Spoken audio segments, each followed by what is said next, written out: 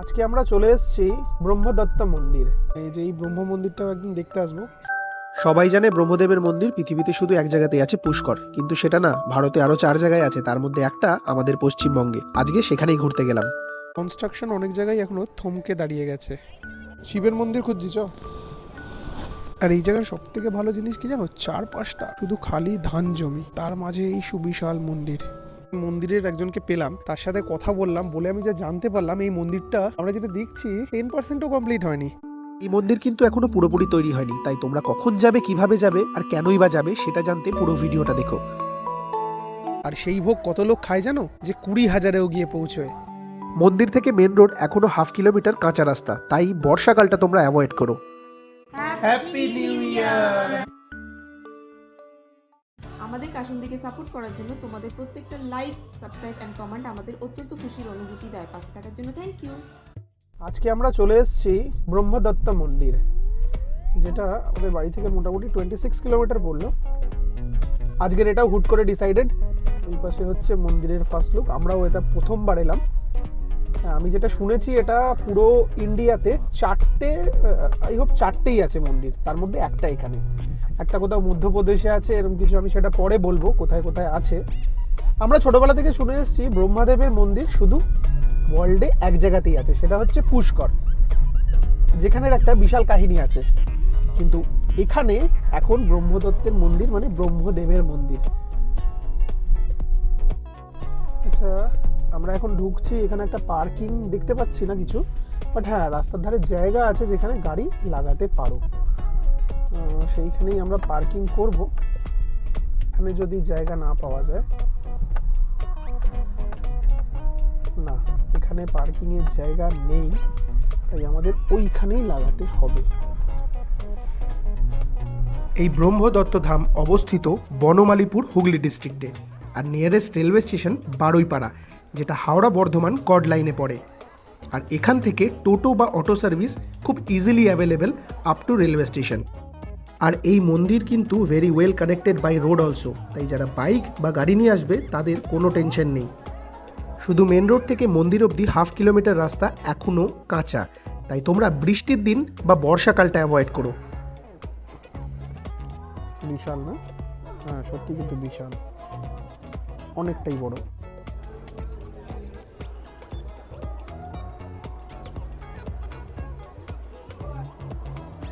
আমি প্রথমেই এখানে দেখে নিলাম ফটোগ্রাফি আর ভিডিওগ্রাফি প্রহিবিটেড কিনা, কিন্তু কোথাও দেখতে পেলাম না। তার মানে নিশ্চয়ই ভিডিওগ্রাফি করা যায়। আর আমি একটা কথা বলবো, সত্যি মন্দিরটা ঢুকে প্রথম আমার ফিলিং ওয়াও, খুবই সুন্দর। আর আমার ছেলে বলছে বাবা দরজাটা দেখাও, সত্যি দরজাটা দেখার মতো। এখান থেকে দেখলে বুঝতে পারবো না, চলো বাইরে থেকে দেখো। এটা পুরোপুরি কাঠের দরজা, আর এত সুন্দর ডিজাইন। সত্যি এরকম একটা বড় বাড়ি করে এরকম বাড়িতে দরজা লাগানো উচিত। এবার দরজাটা দেখো, কত বড় দরজা, আবার ডিজাইনে ভর্তি। এইরকম বাড়িতে হলে আলো ভালো হয়। জায়গাটা খুব আর আজকে আমার ভিডিওটার পিছনের ব্যাকগ্রাউন্ডটা আমার ছেলে দেবে। হ্যাঁ, ও কলার মাইক লাগিয়ে চলে গেছে, কি বলবে না বলবে আমি জানি না, আর এখানে দেখো যেটা বলবে পুরোটাই দেবে। দেখো কি আছে,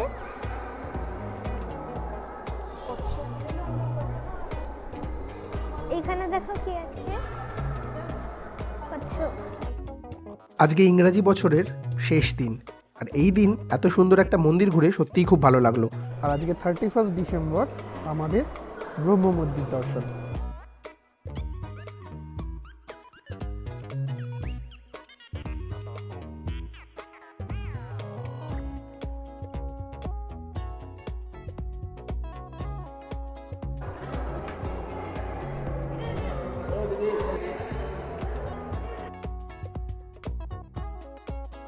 যেটা আস্তে আস্তে বলছিলাম, সারা ভারতে 4টে ধাম আছে, আর এখানে তারই ছবি। প্রথম ধাম শিবদত্ত ধাম মধ্যপ্রদেশ, দ্বিতীয় ধাম অনুসুয়া দত্ত ধাম কন্যাকুমারী, তৃতীয় যেটা আমরা দাঁড়িয়ে আছি ব্রহ্মদত্ত ধাম কলকাতা, আর চতুর্থ ধাম অত্রি দত্ত ধাম উত্তরাখণ্ড।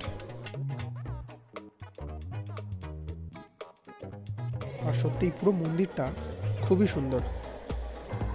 সারা বিশ্বের রচয়িতা ব্রহ্ম, আর সেই ব্রহ্মদেবের মন্দির সুন্দর না হলে হয়?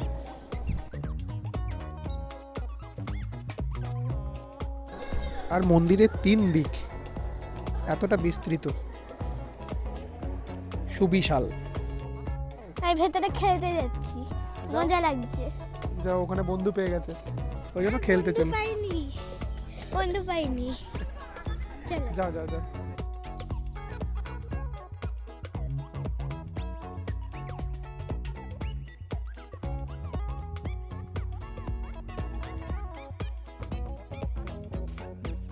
আর এই মন্দিরে আসলে এই সময়সূচি বা এই ইনফরমেশনটা খুবই গুরুত্বপূর্ণ, তোমরা দেখে নিতে পারো।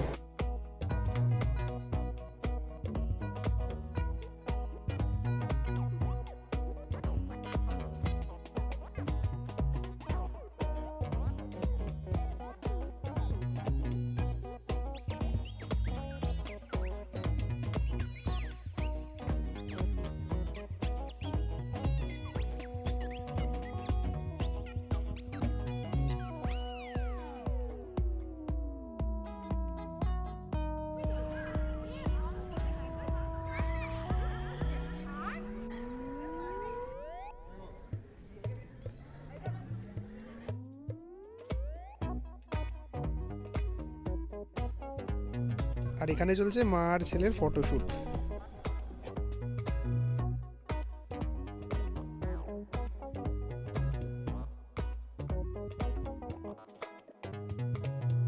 আদি যেখানেই যাবে শুধু দৌড়, দৌড় ছাড়া কিছু নেই।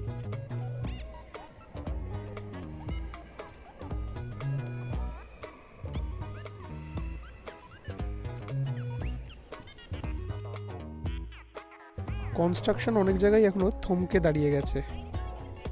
হ্যাঁ, মন্দিরটা বিশাল বড়, যেই উদ্যোক্তা তাকে সাধুবাদ। আজকে এখানে মন্দিরে আসাটা সাডেন ডিসাইড হলো। হ্যাঁ, অ্যাকচুয়ালি আজকে যাওয়ার কথা ছিল, কলকাতা স্বামীনারায়ণ মন্দির যাওয়ার, মানে জোকার ওখানে আছে, ওখানে যাওয়ার প্ল্যান ছিল। বাট ওটা এত লেটে ডিসাইড হলো, তখন মোটামুটি 11টা সাড়ে 11টা বেজে গেছে। তারপর রেডি হয়ে বেরোতে গিয়ে মোটামুটি 2টো বেজে গেল। তো এত লেটে বেরোনো তো কলকাতায়, তারপরে আজকে জ্যামও তো হবে রাস্তায়। 31 ডিসেম্বর 2.5 ঘন্টা 3 ঘন্টার কাছাকাছি লেগে যাবে, মানে গাড়ি পার্কিং করে ঢুকতে ঢুকতে 8টার সময় মন্দির বন্ধ হয়ে যায়। তো আমরা ওটার প্ল্যানটা নেক্সট ডে কোনো দিনে করব। হ্যাঁ, যেদিন সকাল সকাল বেরোনো যাবে, অন্তত ওখানে গিয়ে যাতে পুরো দিনটা স্পেন্ড করা যায়। আর আমাদের এখানে প্ল্যানিং ছিল যে এই ব্রহ্ম মন্দিরটাও একদিন দেখতে আসবো। এখানে অনলি থার্সডেতে যেটা হয় ভোগ খাওয়ানো হয়, আমাদের থার্সডে আসার প্ল্যান ছিল, কারণ ঠাকুরের স্থানে গেলে একটু ভোগ খেতে ভাল লাগে। তো আমরা চলে এলাম এখানে। তত দৌড়তে গিয়ে বলছি না, মন্দিরটা খুবই সুন্দর, বিশাল বড় এলাকা নিয়ে মন্দিরটা। আমার ছেলে তো এসে দৌড়েই যাচ্ছে আদি তখন থেকে, হাঁপিয়ে গেছে দৌড়তে দৌড়তে, বলছে একটু বসার জায়গা পেলে বসি মা, চলো। তো আমরা ওদিকে এখন একটু হাঁটি, ওখানে একটু বসার জায়গা আছে, গিয়ে বসি। মেন যে কোনো জায়গায় আসা হয় একটা কথাই ভেবে যে আদি যেন সেখানে দৌড়তে পারে। এমনি তো খেলার তো সেরকম কিছু হয় না, তো একটু খেলা দৌড়ানোর কিছু জায়গা পেলে এখানে একটা ভালো কথা লাগে। বললে আমার বউ এক্ষুনি আবার রেগে যাবে, স্কুলে তো গ্রাউন্ড নেই। কিছু করার নেই, যেটা নেই সেটা ভেবে তো লাভ নেই, তো ওই যেটা জন্য- দিতে পারি সেটা চেষ্টা করাটা উচিত। হ্যাঁ, ওই জন্য আমরা ডিসাইড করি যে এমন জায়গায় নিয়ে যাই একটু যাতে দৌড়ঝাঁপ করতে পারে, ছোটবেলায় স্মৃতিটাকে বেশ ছোটবেলার মতো খালি করে জায়গা তো, ঠান্ডা হাওয়া দিচ্ছে, দেয়। বিশাল বড় জায়গা, চলো ওখানে যাই। চারদিকে তারপরে পুরো মাঠ, খালি মাঠ। সত্যি বিশাল আকারের মন্দির, মানে না দেখলে বিশ্বাস হয় না, এখনো পুরোপুরি তৈরি হয়নি। যেমন এর সিলিংয়ের ভেতরগুলো এখনো প্লাস্টার হয়নি। এটা বহু টাকার প্রজেক্টের মন্দির, এখনো তৈরি হচ্ছে। আর আমি ভগবানের কাছে প্রার্থনা করব যেন এটা ভালোভাবে তৈরি হয়।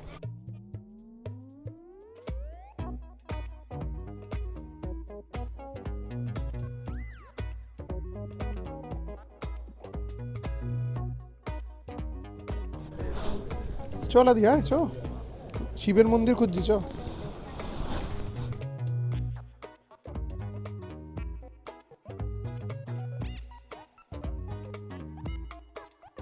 আর এই জায়গার সব থেকে ভালো জিনিস কি জানো, 4-5টা বিস্তীর্ণ এলাকা জুড়ে শুধু খালি ধান জমি, আর তার মাঝে এই সুবিশাল মন্দির।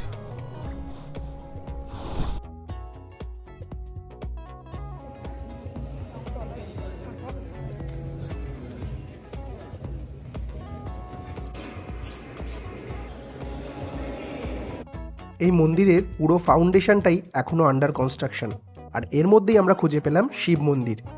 এই মন্দিরের প্রচার এখনও সেরমভাবে হয়নি, নাহলে আমাদের বাড়ির থেকে মাত্র 26 কিলোমিটার দূর, আর আমরাই জানতাম না এখানে এত বড় একটা মন্দিরের নির্মাণ হয়ে গেছে।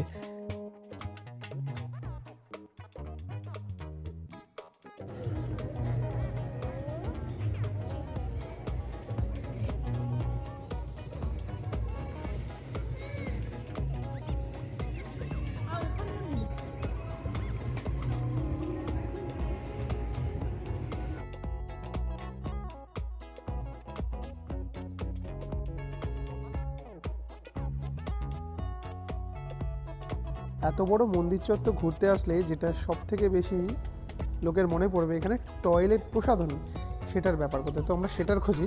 এইখানে রয়েছে টয়লেট, আর এখানে ঘিরে ধরেছে আমাদের ছোট্ট সব বাঘের ছানা মানে কুকুরের ছানা।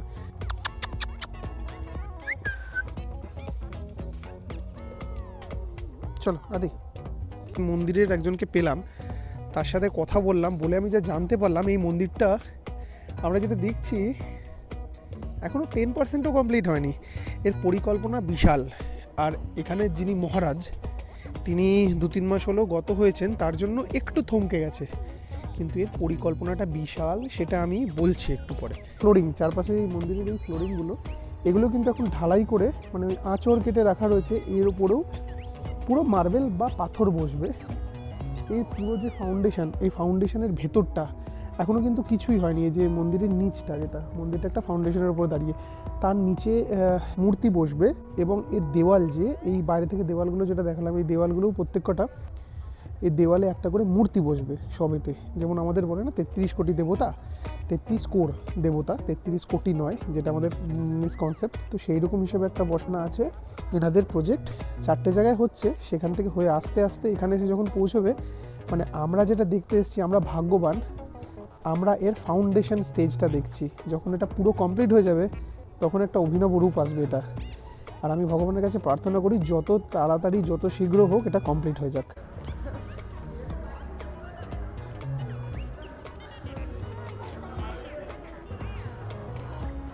আমাদের প্ল্যানিং ছিল মন্দির যতক্ষণ না বন্ধ হয় ততক্ষণ থাকবো, আর মন্দির প্রায় 8টা অবধি খোলা থাকে, কারণ মন্দিরের পরিবেশটা ছেড়ে সত্যিই যেতে ইচ্ছা করছিল না। কিন্তু জায়গাটা এতটাই খোলামেলা যে সূর্যাস্তের পরেই শীতটা যেন জাঁকিয়ে ধরলো, রাত্রিরে থাকার প্ল্যানটা আমাদের ক্যান্সেল হয়ে গেল। আমরা বেরিয়ে পড়লাম মন্দিরের বাইরে, আর মন্দিরের বাইরে বেরিয়েই আদির আবার খেলা। সত্যি আদি কিন্তু মন্দিরটাকে খুব ভালো এনজয় করেছে, এত খোলামেলা।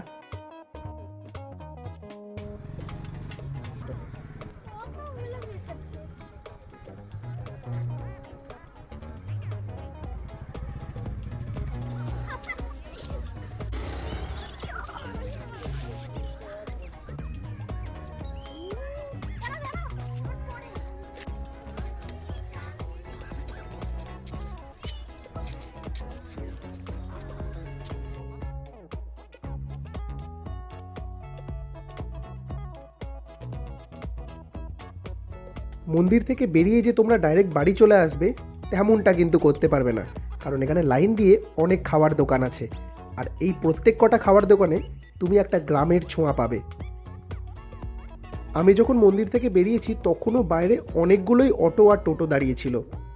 আমি এটা জানি না 31 ডিসেম্বর বলে কি না, অন্য দিনগুলো গেলে তবে বুঝতে পারবো। দিনে আর রাত্রে দুই বেলায় কিন্তু এই মন্দিরের রূপ দুই রকম, সত্যি খুব সুন্দর, যেখানে এই মন্দির এখনো পুরোপুরি তৈরিই হয়নি। এরপর আমরা পৌঁছে গেলাম মন্দিরের সামনের সেই ফুড স্টলগুলোয়।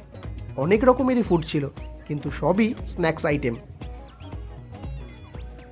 শহর থেকে যে জায়গাটা খুব একটা দূরে তা নয়, কিন্তু এখানে প্রত্যেক কটা খাওয়ার আর প্রত্যেক কটা লোকের ব্যবহারে তুমি একটা গ্রামের ছোঁয়া পাবে। আমাদের কিন্তু এখানের পরিবেশটা খুব ভালো লেগেছে। মন্দির থেকে বেরিয়ে এরকম একটা সন্ধ্যার সময় সামনে এতগুলো ফুড স্টল,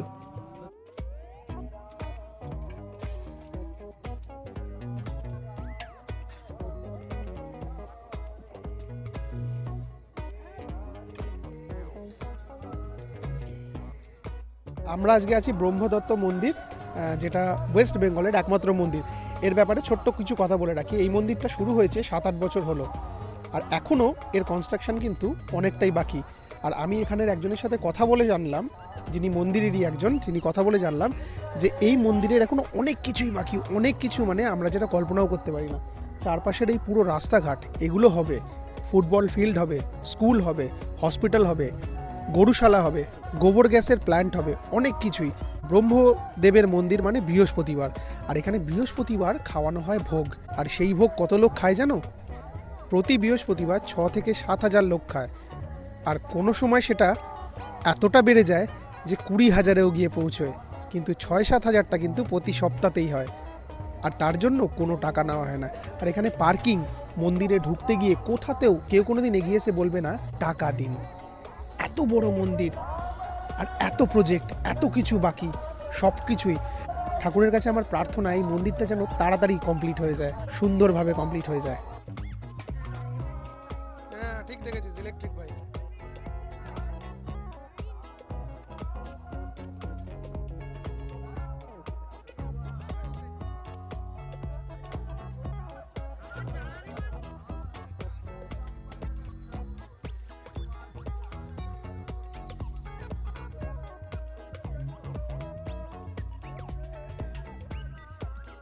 আমরা এগিয়ে চললাম এখন গাড়ির দিকে।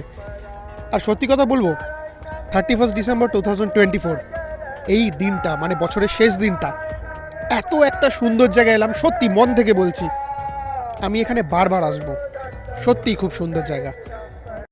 Please subscribe to my channel. Happy new year. Happy new year. Happy new year celebrate হলো ক্যাম্পাকোলা খেয়ে ক্যাম্পাকোলা খেয়ে, এবং হবে আরো একটা জিনিস, সেটা হচ্ছে কেক কাটা। আর এখন বাজে এক্স্যাক্ট 12 o'clock। তাহলে ফিনিশ করো এটা। চলো। আচ্ছা আমাকেও কেকটা ধরতে হবে, কিন্তু আমি যেহেতু রেকর্ডিং করছি তাই আমি লেফট হ্যান্ড টাচ করলাম।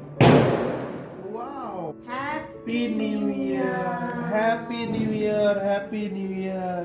খুশির জন্য বাইরে পটাকাও ফাটছে।